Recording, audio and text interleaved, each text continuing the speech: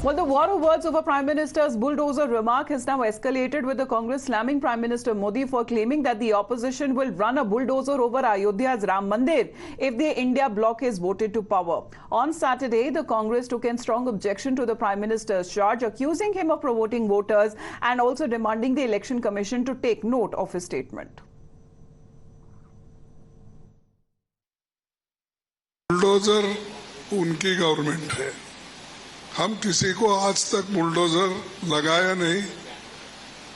और ये जो भगवान की मंदिर जो ट्रस्ट के ओर से बनी है, अभी बनने में है, ये जनता में एक भ्रम पैदा करने के लिए और जनता में एक रोष पैदा करके इंस्टिगेट करने का, ये तो मैं समझता हूँ ये तो इलेक्शन कमीशन उनके ऊपर एक्शन लेना चाहिए जो इंस्टिगेटिव स्पीचेस करते हैं। Well, this comes after the Prime Minister launched a scathing attack on the Congress and the Samajwadi Party while addressing a rally in UP's Barabanki. Now, the Prime Minister claimed that if the Samajwadi Party and the Congress are voted to power, then they would send Ram Lalla back to the tent and would run a bulldozer over the Ram Mandir in Ayodhya. Taking a dig, the Prime Minister said the Congress and the Samajwadi Party should take tuition from UP Chief Minister Yogi Adityanath on where to run the bulldozer. Congress वाले सरकार में आए तो रामलला को फिर से tent में भेजेंगे और मंदिर पर बुलडोजर चलवा देंगे। क्या योगी जी से यही सीखना है क्या? अरे जरा योगी जी से ट्यूशन लो, बुलडोजर कहां चलाना कहां नहीं चलाना। Well, over this incident, here is the Congress party that has been demanding action against the Prime Minister. It is also wanting, as far as when it comes to the Election Commission, to also take a note and take cognizance of the Prime Minister's statement. We also heard that reaction coming in from the President of the Congress party, Mallikarjun Kharge, who seems to be dismissing the allegations that have been made by Prime Minister Narendra Modi. But in the sense, as far as the details that are now coming in, why has been the Congress party calling Ram fictional? The BJP has been taking on the Congress party right after the PM's stunning charge that has been made that if the India bloc comes to power, the first thing that it would do would be to run a bulldozer over Ram Mandir in Ayodhya, and it will be the opposition that will bulldoze the Mandir. And this is after this comment that was made by the Prime Minister. We are looking at Mallikarjun Kharge, the Congress party, how they have been now seeking action against the Prime Minister's statement and also been asking for the Election Commission to take cognizance of the same. And also, when it comes to the Prime Minister seeking the opposition to learn some lessons from Yogi Adityanath and Yogi Raj, saying that they should rather take tuition from Yogi Adityanath so as to they can learn where to run the bulldozer and where not to. But this is the politics over Ram Mandir now seems to be taking, as the Congress is now upping the ante against the BJP and now seeking action on the Prime Minister's bulldozer remarks, saying that the Prime Minister is provoking the voters. This is when the Congress party is now seeking that the Election Commission of India takes cognizance, takes note of the Prime Minister's statement. We have Pragya with us right now. Pragya, we're looking at politics over Ram Mandir, the bulldozer remark that was made by Prime Minister Modi.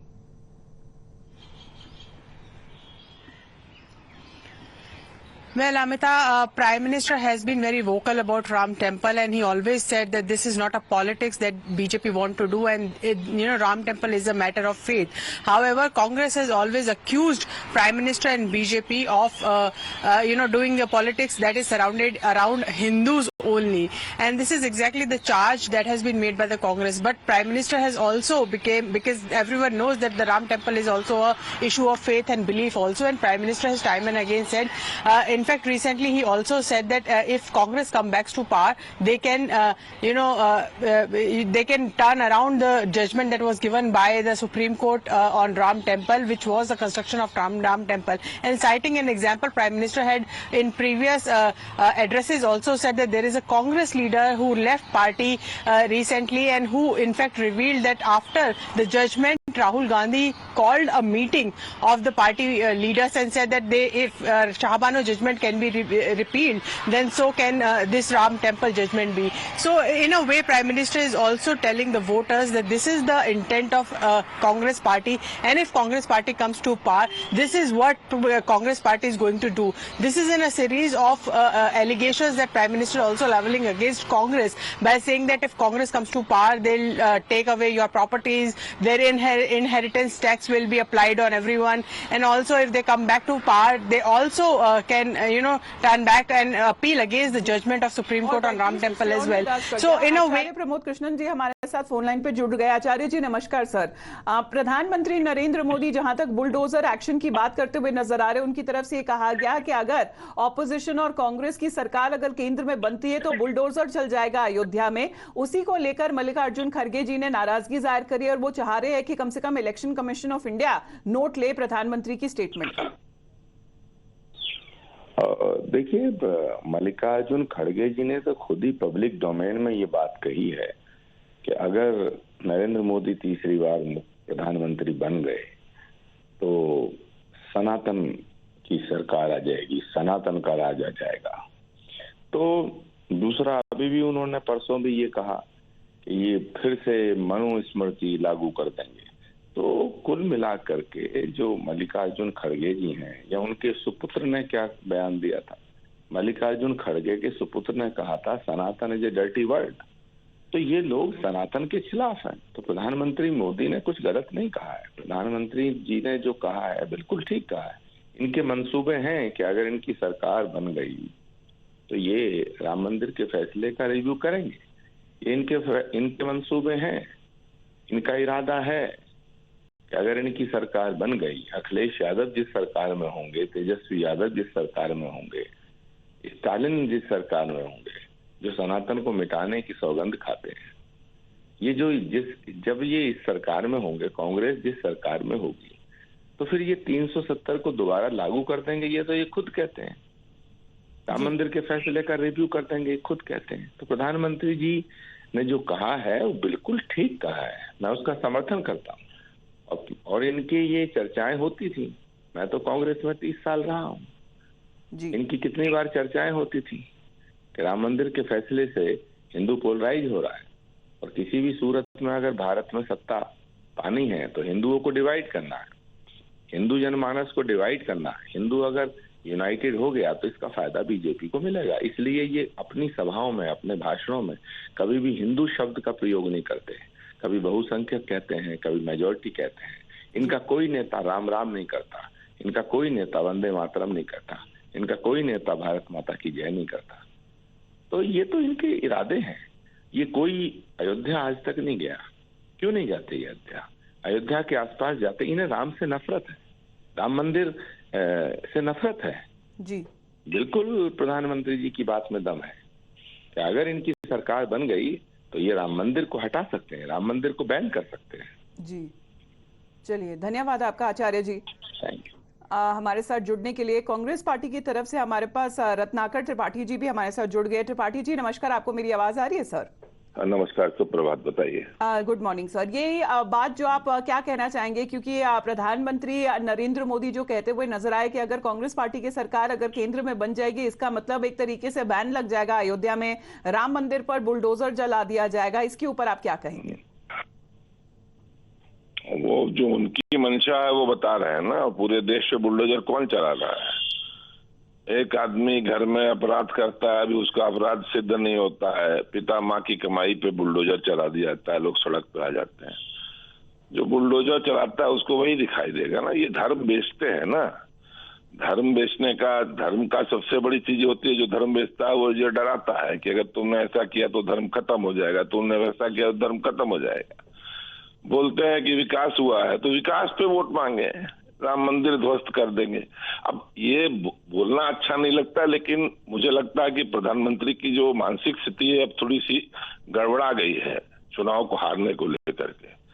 तो निश्चित तौर पर आचार्य प्रमोद कृष्णन जी से भी हो रही थी थोड़ी देर पहले आपसे। प्रमोद कृष्णन जी वो व्यक्ति है जिन्होंने इसी बनारस के गुदौलिया में खड़े होकर के 22 के चुनाव में बोला कांग्रेस को इन लोग ने गिराया है, बोला कि हमने इस देश को एक तिरंगा दिया, तुमने इस देश को एक लफंगा दिया, प्रधानमंत्री को लफंगा बोला। उसके बाद वहीं पे खड़े कांग्रेस के उन्होंने उस बात को बोला कि अगर हम जीत गए तो बनारस के गुजरातियों को मार के भगा देंगे। मेरी बात का विश्वास न हो तो आप काशी के दशाश्वमेध थाने में इनके ऊपर FIR है इस बात को लेकर के। जी, लेकिन आज वो प्रधानमंत्री मोदी के स्टेटमेंट का समर्थन करते हुए नजर आए रत्नाकर। अरे भैया, तो अगर उनको लफंगा बोलने समर्थन कर रहे हैं तो अयोध्या क्यों नहीं गया? अरे मैं फिर कह रहा हूँ, कांग्रेस पार्टी आपने मुझे बुलाया तो मैं आ गया, तो क्या मेरी मजबूरी है क्या कि मैं आपके चैनल पे आऊं? आप बोले तभी ये मजबूरी है? नहीं ना। तो जिसको जब जाना होगा जाएगा। मैं तो फिर कह रहा हूँ ना कि काशी में मार्च 22 चुनाव में इनके खिलाफ FIR है। ऐसे ही लोगों ने कांग्रेस को डुबोया है ना। आज बगल गिर होके खड़े हैं, इन्होंने यही बोला था, फिर मैं रिपीट कर रहा हूँ कि हमने इस देश को एक तिरंगा दिया, तुमने इस देश को एक लफंगा दिया। मैंने थोड़ी बोला है। ये मानसिक रूप से विक्षिप्त लोगों की एक जमात है। अब उसके बारे में आप क्या मैं स्टेटमेंट दूं? चलिए, अरे क्या किया उस पर बोलिए। बोल रहे हैं कि बुलडोजर चला देंगे, ये कर देंगे, धमका रहे हैं ना इस देश की धर्मपरायण जनता को। मैं तो काशी में हूं ना जी, जो धर्म का केंद्र है जी, मैं नहीं हूं उनके साथ। काशी में वो जब वोट पाते हैं तो 2 लाख 3 लाख लोग 4 लाख उनके खिलाफ वोट देते हैं ना जी। इस देश में 37.4% लोगों ने बीजेपी को वोट दिया जी, और समझिए 62.3% लोगों ने नहीं दिया जी।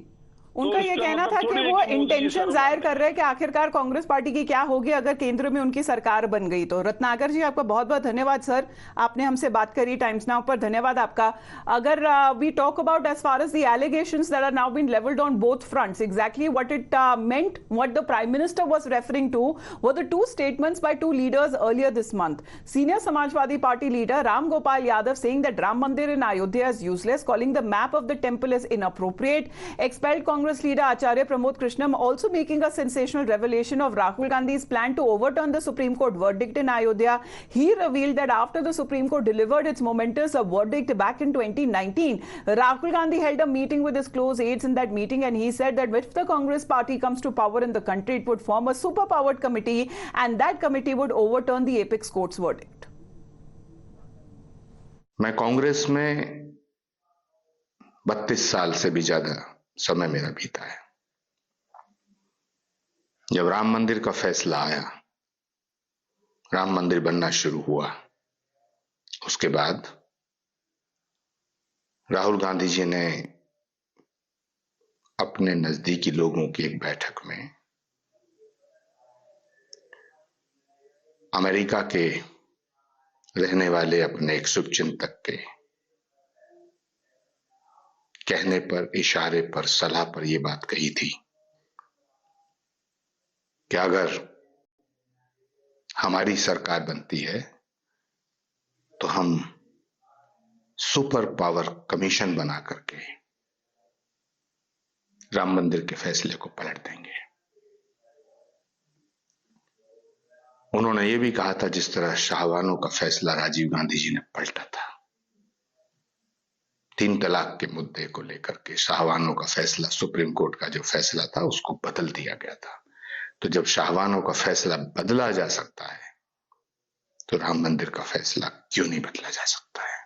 Now, throwing its weight firmly behind the Prime Minister, the BJP heavyweights have intensified their attack on the opposition. Union Minister Anurag Thakur also sharpening the attack, questioning why the Congress leaders called Lord Ram as fictional.